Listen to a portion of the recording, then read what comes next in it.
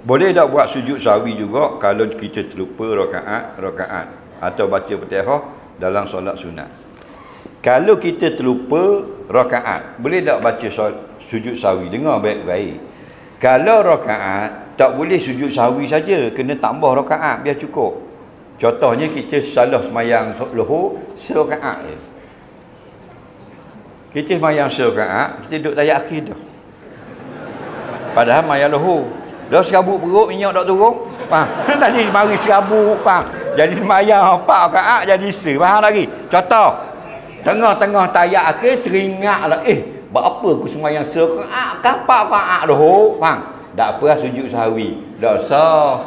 Faham? Wajib tambah rakaat biar cukup baru sujud sahwi. Okey?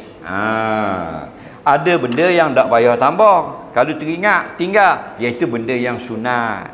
Contoh tengah tayat akhir semayang subuh, teringat tadi tak baca kunut. Tak payahlah baca kunut kerana dia sunat. Sujud sahwi.